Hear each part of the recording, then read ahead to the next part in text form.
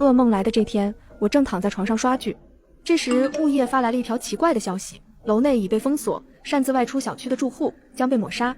每栋楼随机选出一位管理员，负责物资分配和定期消杀工作。正常的住户是不会做出异常的事情，遇到任何不正常的事情，可以联系管理员进行消杀工作。而我就是那倒霉的管理员。我是一名天文爱好者，经常为了观察星空而留守到半夜，正好昨天是100年难得一见的血色月全食。为了拍摄这个，我昨天早早就开始准备，更是忙活了一晚上。原本是打算白天好好补觉的，但是一大早手机就吵得厉害，更是直接把我给震醒了。一看是业主群里不停震动的消息，是哪个偷走了我的可乐？这是我抢了好久才囤到的3瓶可乐，太可恶了！还有楼下哪家在放烟花？不知道现在不能放啊，物业都不管吗？404艾特物业，你们物业都不管的吗？调监控啊！我倒要看看是哪个偷的。204艾特物业，就是，这拿着每年的物业费，最基本的物资都不能帮我们保证。解控后，我一定会投诉你们。几乎群里面每个人都在吐槽着物业，但是物业却总是像个机器人。可今天的情形却有些不一样，在被艾特之后，小区的物业竟然回复了一堆的话。由于上级指示需要加强风控管理，以下是全新的业主守则，请每位业主自觉遵守。1楼内已被封锁，擅自出去的住户将被抹杀。2现在每栋楼随机选出一位管理员，负责物资分配和定期消杀工作。3物业每日会保证住户的蔬菜肉食供给，但需要住户自己下楼领取。正常住户可以坐电梯，电梯是安全的，楼梯不是安全的。不正常住户可以走楼梯，楼梯是安全的，电梯不是安全的。楼长不论什么时候走楼梯或是坐电梯都是安全的。4正常的住户是不会做出异常的事情，只有不正常的住户才会做出异常的事情。5不正常住户会出现咳嗽、疯狂想喝水的症状，只要吃了肉就会恢复正常。正常住户最好不要吃肉。6不正常住户在家容易影响家人，记住电视机都是方形的，家里的宠物或玩具是不会说话的，人是要走门而不是爬窗的。人需要每天吃新鲜物资，吃坏的蔬菜肉类会死。7遇到特殊情况，管理员会进行消杀。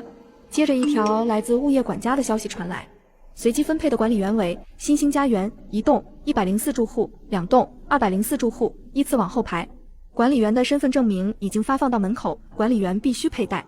看到这个消息，我的第一反应就是物业的账号被盗了。如果不是被盗的话，怎么可能发出这么弱智的消息？而且我就是5栋504的住户，对于这个安排还是抱有很大疑虑。就在我想要发消息的时候，却发现已经发不了。而业主群内的页面就这样停留在了这儿。就在这个时，门口的铃声响起了。现在是居家隔离，如果不是特殊情况，是不会有人过来的。因为是独居，门口是装了监控门铃的。我没有立刻开门，而是打开了手机上关联的门铃监控。结果我看到了让人无法相信的事情，上一秒还是空空的门外，下一秒就突然出现了一个快递。明明屋外没有人，但是门铃声确实响了起来。难不成我的摄像头被入侵了吗？除了这个，没有别的能够解释我现在遇到的情况了。不然这门口没人，怎么可能会突然出现东西，还有一直按着的门铃呢？我的心底一下子有些害怕了起来，我下意识的就打给了我的闺蜜星星。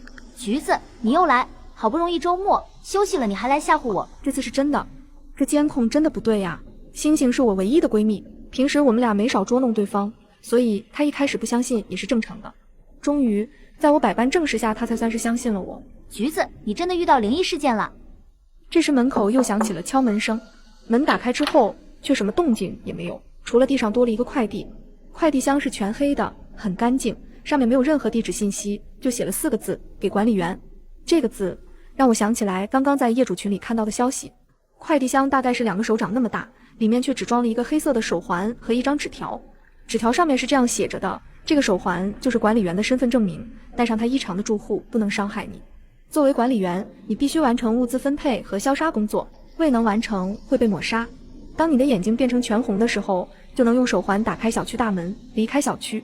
而这手环似乎有一种魔力，致使我鬼使神差地套在了手上，戴上的瞬间，脑袋顿时传来了一阵剧痛。随后我的手机里就收到了来自物业的私人消息，黑色的聊天文字此刻却变成了一片猩红。管理员任务：1周1早上8点，在1楼大厅分发食物，每家只能领取1袋，食物和签到表会放在1楼大厅的前台，拿完要登记。2超过晚上12点未被领取的食物要丢到大厦正门口的红色垃圾桶内，环卫工人会处理掉这些东西。3提醒住户不要贪心，贪心的人没有好下场。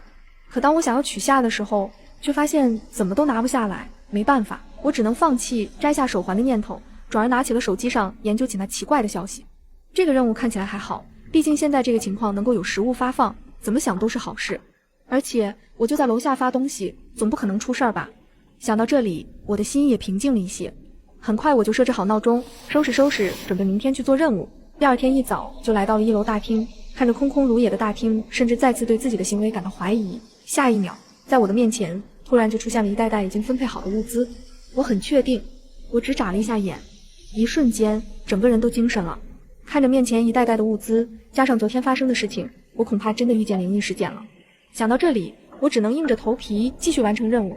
就在我检查物资的时候，发现里面的东西居然都是一模一样的，食物的所有大小、形状以及重量全部都是一模一样的，就如同是复制粘贴的一般。我虽然没有很多的生活常识，但我也知道世界上没有2片一模一样的雪花。虽然很诡异，但我知道没有多少时间了。随后我便在群里发送消息，1楼大厅分发食物了，每家下来拿一袋。发完就没了，最迟发到12点。这时我注意到群里的禁言已经失效了，为了让别人相信，我还将地上的菜拍了图片发送了过去。不是吧？咱们物业开眼了，竟然给我们免费送菜，这得要不少钱吧？这么好吗？我赶紧下楼去拿。我催促道：快来快来，发完就没了，艾特所有人。我特意提醒了一句，毕竟我也想早点弄完回去。突然电梯门打开了，从里面出来了几人，径直朝着我这边走来。看到来活了，我也是赶紧开始分发和登记。哎呀，侄子，你竟然就是咱们楼的管理员吗？真好，以后有什么事儿就能找你了。而且这些东西都提前分好了，你做事可真妥当。说话的是张阿姨，她住在503，是我的隔壁邻居。不过张阿姨，如果不是身体不舒服的话，还是先别吃肉了，这肉不知道什么时候还有，还是冻起来慢慢吃比较好。我实在觉得这次的事情有些诡异，所以我特意再提醒了一句，而张阿姨也是对我点点头。行，反正我也是吃素的。这一切都进行得很顺利。就在这个时候，电梯又响了，从里面走出了一个中年妇女，带着不满的神情，径直朝我这边走过来。你就是管理员，你们怎么分配的？不应该一家拿一袋，应该按照着人口拿啊。我是604的，我们家有4口人呢，这只有1袋东西怎么够我们吃呢？我得多拿1袋才行。眼看着伸手就要直接去拿了，我赶紧上前阻拦了。这些东西都是分配好的，你拿了别人就少了呀。可是听我说完，对面的女人更生气。那我们就是不够啊，每天吃不饱怎么行？这你们也应该要理解一下啊。而且你是管理员，自己不是也有一份的吗？作为管理员，你要是不能给我2袋的话，你匀我1点也成啊。面对着这个中年女人的胡搅蛮缠，我也实在是没了办法。但我想着手机里面收到的消息，还是拒绝了她的要求。这个真的没办法，这东西都是1家1袋的，我也匀不出给你呀。我原以为这么说，这个女人就会放弃的，却没有想到完全说不通。你们这个不合理，我要去物业投诉的。一边说着，趁机拿了2袋物资，转身离开，上了电梯。我想要追，可早就关上了电梯门，没办法，我只能追到门口。任我怎么敲门，这604就是不开门，因为少一份，只能将自己的那一份拿出来。很快，这表格的东西就全部发完了。只不过，回想起刚才发生的事情，真的没事吗？深夜，当我还在睡梦中时，突然被一阵窸窸窣窣的声响弄醒。在我慢慢睁开眼的时候，一滴不知名的液体滴到脸上，我以为是楼上漏水。就在我伸出手检查时，却发现这种液体并不像水。于是我便起身开灯，眼前的一幕却让我整个人的脸色都变了。我发现我的天花板上不知道什么时候出现了几滴鲜红的血液，一滴一滴滑落在了我洁白的墙面上。就在我惊魂未定之时，我的手机也跟着震动了一下。当我打开手机，上面又是那样猩红的一条信息：管理员任务，接到604住户申请援助，立刻前往604进行消杀工作。消杀工具就在1楼前台处。消毒期间，请住户离开住所，如不肯离开，直接将住户消杀。当前累计消杀次数0。看到这个信息，我简直是头皮发麻。现在凌晨2点去敲别人家的房门，这真的不是在开玩笑吗？可是就在我犹豫的时候，我的手上突然传来一阵剧痛，手环上莫名长出一圈荆棘，深深地刺向我的手腕，还流出鲜血。我顿时害怕极了。而在这个时候，我看到客厅里原本关闭的屏幕倒映出了我的模样。明明我正在抓着手想要脱下手环，但是屏幕里的我手里拿着尖刀，并露出了一个诡异的笑容。瞬间感觉自己有点窒息。我明白了，我没有拒绝的机会，所以我又拿起我的手机，赶紧录制了一段视频，将我刚刚发生的事情都说了出来，发给了闺蜜。星星，要是我死了，你记得告诉我爸妈，我买了保险，还有我账户里的钱。算了，当我没说。当我拿着消毒水再次到达6楼时，所幸一路上没有发生任何诡异的事情。就在我准备按门铃时，不知道从哪吹来一阵风，门竟然自己开了，里面黑漆漆的，不像有人居住的样子。出于礼貌，我还是敲了敲门，见没有回应，我只能深呼吸一口，鼓起勇气往前走了。有人吗？我是管理员，来消杀了。房间里空荡荡的，我的声音在里面回荡着，可是迟迟没有人回应我，我只能一步步的往前了。如果是正常的世界，我是绝对不敢半夜入侵别人的家的，但现在这个情况明显不是正常的世界了，因为小区户型都是一样的，所以我直接就去相对应的地方，手上拿着消毒枪，不知不觉中我就来到了一扇门前，似乎是在啃咬什么东西的声音不停地从门内传来。当我打开门看到里面的场景的时候，我顿时惊吓到了。此时房间里面有3个人，他们的身上都是血迹，而每个人的手上现在都拿着一团团猩红色的东西。完全没有注意到站在门外的我，当我看着地上双目狰狞的大姐，之前还生龙活虎战斗力极高的她，现在已经只剩下了半个身体。照理来说，这地上的大姐早就已经死得不能再死了，可是我万万没有想到的是，她居然眼睛突然转动起来，对着我开口说：你怎么还不来消杀？随着地上那大姐的话，房间里所有人都抬起了头，眼睛看向了我的方向。我的鼻尖已经可以闻到那令人作呕的血腥气味了，脚也一下子有些颤抖了起来。但是我却不能逃，在那种空气被彻底断绝的感觉来临之前，我拿起了手上的消毒器，狠狠对着面前一喷。随着我的动作，只见被消毒器喷射到的东西全部在片刻间化为乌有，他们都被消杀了。消杀之后什么都不剩，我的手机再次发来消息，我低头一看，恭喜管理员完成消杀任务，当前累计消杀次数1。直到我回到家，看着那还带着血渍的天花板，这个时候我才是真的意识到，刚刚发生的一切绝对不是我的幻觉。顾不得现在还是深夜了，我赶紧打电话给闺蜜，将刚才发生的事情全部告诉给了她。侄子，不是吧？租过房的人都知道毁坏了房屋是要赔多少的，而天花板上面这一大团显然不是正常人能够干出来的事情。所以侄子，你现在还好吗？看着面前星星担忧的模样，我点了点头。不管怎么说，我现在是管理员，就算是真的要洗，也应该是最后才会杀青吧。看我还有心情开玩笑，这时候星星的语气也轻松了些，然后帮着我一起分析了起来。他和我不一样，他不只是网络主播，还是一个罪案分析类的视频博主，整体的思维逻辑能力很好。也是因为这样，我才会第一时间就想要找他来帮忙。而在短暂的分析后，我们的结论是，只要遵守任务规则就不会出事。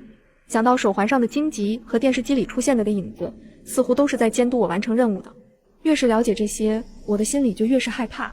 一方面在星星的分析下，我当然明白，作为管理员我显然是幸运的，比起普通住户来说有更多的求生机会。就在我庆幸的时候，我的心口又是一阵的疼痛，随后那熟悉的提示音又出现了。管理员任务：1周2早上8点，在1楼大厅分发食物，每家只能领取1袋，食物和签到表会放在1楼大厅的前台，拿完要登记。2超过12点未被领取的食物要丢到大厦正门口的红色垃圾桶内，环卫工人会处理掉这些东西。3提醒住户不要贪心，贪心的人没有好下场。是啊，贪心没有好下场，这一次我绝对不会忘记了。在见证了604的惨案之后，我第一时间就把所有的规则都背诵了下来，而在分发物资的时候，我也小心了许多。我记得规则里面关于肉类的描述，不正常住户吃了可以恢复正常，正常住户最好不要食用。这栋楼里现在肯定还是有很多正常住户的，我当然想直接将里面的肉拿出来算了。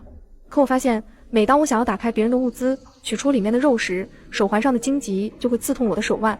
就在这个时候，从电梯里出来了一个中年留着络腮胡的男人，他走到了我身边，先是瞄了一眼，然后开口说道：“602，拿一下武器。”听到这个，我赶紧拿出物资交给了他。很快，男人就拿着东西走了。而这个时候时间也快到12点了，我仔细地看了看登记表，现在已经发放了19户了，而昨天我消杀过的604今天也没有出现。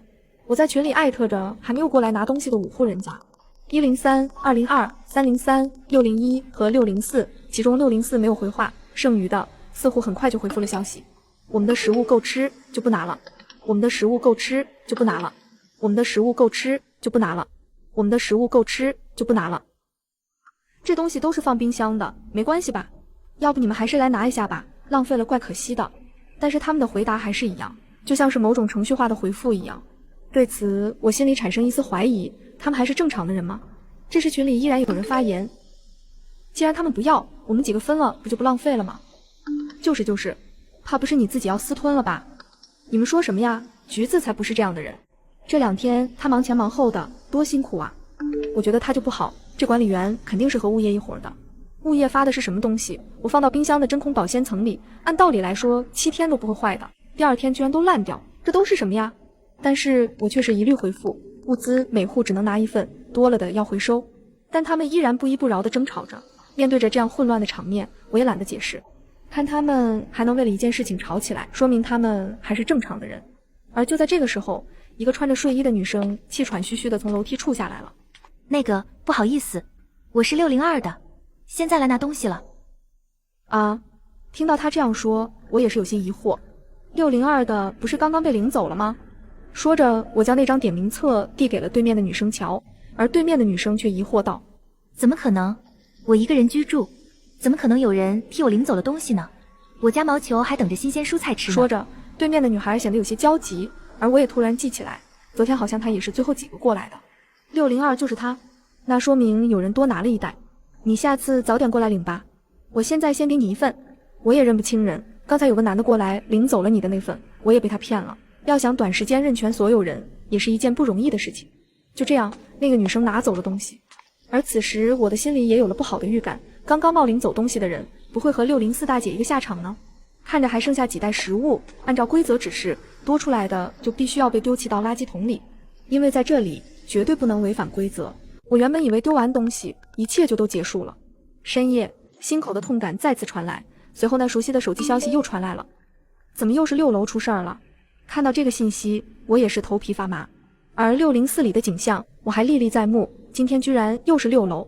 深夜的电梯静悄悄的，我的脚都微微有些颤抖。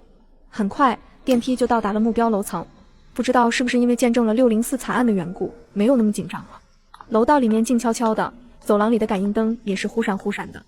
突然耳边传来一阵急促的拍门声，我寻找声音找过去，只见一个男的用力拍打602的房门。当我仔细一看，那个长着络腮胡的男人，不就是今天骗了我1袋602物资的人吗？此时他的一只眼睛正在冒着鲜血，而看到了我出现，那人却微微的歪头，随后露出了一个诡异的笑。我还要看，我还没有看清楚602他在做什么呢，我还没有。他一边朝着我的方向过来，我瞬间神情紧绷，二话不说，手上的消毒枪已经对准了他。随着消毒枪的雾气对准了他，那么大一个壮汉就这样慢慢消失了。叮咚，恭喜管理员完成消杀任务，当前累计消杀次数2，居然阴差阳错的干掉了603住户。这时602颤抖的打开了门，这是怎么回事？打开门后出现穿着睡衣的少女，此时的我也有些尴尬，她应该都在门内看见了一切，觉得我用了什么特殊药剂来杀死了602的大叔。只不过当还在想要怎么解释的时候，她却先开口了：你刚刚是干掉了那个变态大叔吗？听到这个，我也是有些惊愕，既然都看见了，我还是向她说出了真相。而从她口中我知道了她叫柳如烟。这时我也突然明白了，为什么这603会去拿她的物资，原来是因为一直在偷窥她，所以她才能那么巧的拿走了物资。经历了这么一番，柳如烟有些害怕说：我今晚可以和你一起住吗？我想了想说道：可以，你跟我一起走吧。说着我们就坐着电梯准备下楼，眼见电梯到了5楼却没有停下，而这时我的手机再次响起了消息提示音：楼长任务，接到住户申请援助，立刻前往404进行消杀工作，消杀工具就在1楼前台处，消毒期间请住户离开住所，如不肯离开直接将住户消杀，当前累计消杀次数2。我没想到今晚居然会出现2场任务，果然电梯到了4楼停下。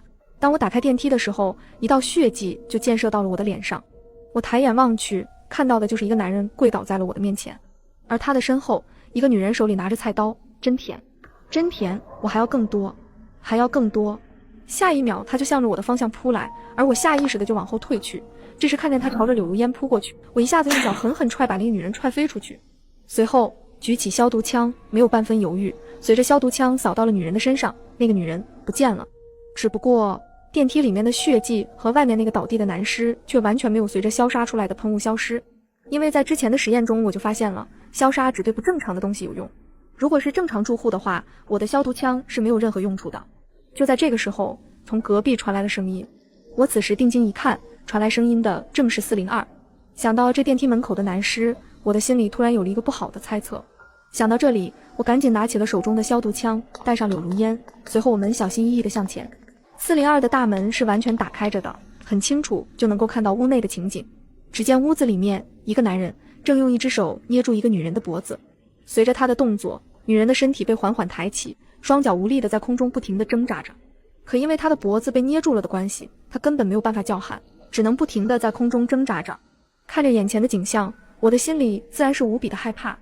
那东西到底是什么？柳如烟说。这时我看见从屋子角落里跑出来的小小身影，欺负妈妈的怪物，我和你拼了！小男孩拿着手中的玩具，不停拍打男人的腿，随后他一把将手中的女人甩了出去，然后一下子拎起了那个小男孩。下一个动作发生的太快，只见他的嘴巴突然变大，一口将那男孩吞了进去。下一秒，那个被扔出去的女人一下子站了起来，朝着怪物的方向狠狠一扑，同时掉下了楼。这一切发生的太快，我完全来不及反应。而在这个时候，我的手机再次传来了声音：恭喜楼长完成消杀任务，当前累计消杀次数3。这时我才知道，刚刚的那个怪物竟然就是404的住户。我们都被这场面惊吓到，久久不能回神。待一切恢复平静的时候，我才看清楚现在4楼发生的事情。401、402、403、404的房门全部都是大开着，而里面的住户都相继被残忍杀害了，并且我也发现为什么这404会需要我来消杀了。404的房间里摆着10几袋新鲜的物资，那些东西按照道理来说应该是被我扔进红色垃圾桶了的，可是现在他们却出现在了这里。估计是404的人下楼偷偷捡回了物资，所以才会招来这样的灾祸。果然，贪婪都是需要付出代价的。就这样，我们终于回到了504，而期间也没有再发来任务要求。现在的我很清楚，4楼的人已经死完了，现在就剩下501、503，还有我和柳如烟。橘子，我们会死吗？死了也挺好的，反正这个世界也就这样。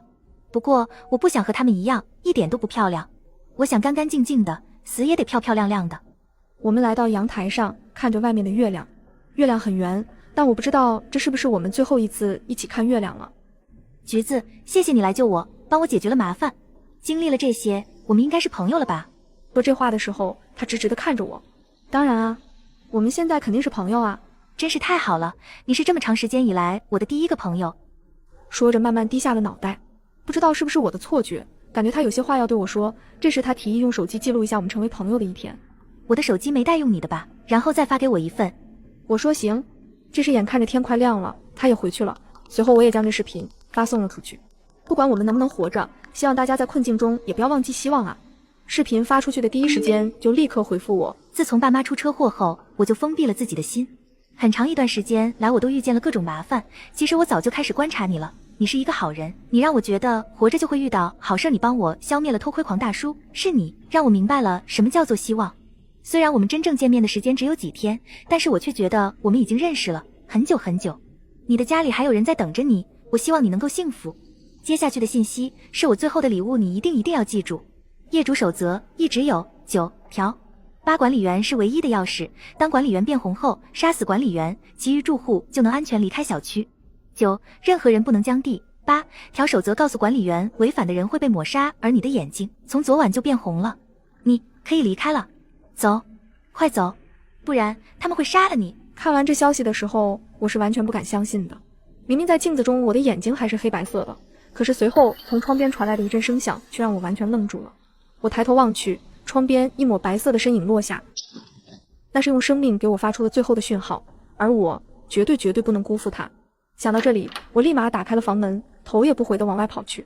而就在我想要坐上电梯的时候，一旁的503的房门却打开了。橘子，你这是去哪呢？那是我熟悉的张阿姨的声音，我下意识的就想要回应。我却看见张阿姨手上拿着一把菜刀。我下楼发物资了，物资到了。我赶紧扯谎，只不过我的话刚说完，501的房间里出来了一男一女。哦，现在还需要发物资的吗？我们不是都收到消息，黑姐封出去了吗？听到这话，看着面前的3人，我的步子有些往后退了。而就在这个时候，电梯门也是一下子就打开了。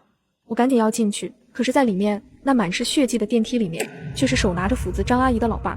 你想去哪儿呢？这时候我怎么也不会想到他们会对我抱有善意了。柳如烟说的没错，他们要杀了我出去。想到这里，我转身想跑，可是回房需要开锁的时间，电梯那里又有拿着斧子的老头子。思来想去，我的眼睛看到了电梯旁的安全通道。此时我的脑海里立刻想到了第3条规则，楼长不论什么时候走楼梯或是坐电梯都是安全的。此时我二话不说朝着楼梯间跑去。可是我是个不爱运动的女生，而身后追逐着我的人却是4个人，其中还有壮年男子。就在他们快要追上的时候，背后好像有人推了我一下，顺势跌下了楼。迷迷糊糊中，我似乎看到了一个红色的影子，很快我就失去了意识。当我醒来的时候，我还在楼梯上，他们并没有追过来，而他们则留在了星星家园，永远地留在了那里。随后我赶紧逃离了这里。终于我来到了小区门口，手腕上的手环突然发烫了起来，随后大门缓缓打开，而手环也消失了。就在我踏出大门的瞬间，无数打着闪光灯的人冒了出来。橘子，这个星星家园小区已经封闭许久了，无论任何外力都无法打开，你是怎么出来的？这个星星家园已经在热门上挂了10天了，所有人都想要探秘这里面到底发生了什么事情。橘子，你的朋友发布你的视频浏览量已经超过了10亿，对此你有何感想？这存活星星家园的脚本你是怎么想出来的？无数的问题令我一下子感觉有些窒息。而就在这个时候，几个穿着打扮怪异的人在摄影机的跟拍下准备进入小区，这里不能去啊，里面真的很危险。我试图去阻止他们，可是在听到了我的话后，那些人却进去的更加着急了。你不能拦着我们，这么好的流量，你怎么能一人霸占了？就是，而且这里也太刺激，我就想在这样的世界里生活。最后我只能眼睁睁地看着星星家园的大门在吸收了足够多的住户后再次缓缓关上了。根据天文学家观测，近期将再次出现100年难得一遇的血月。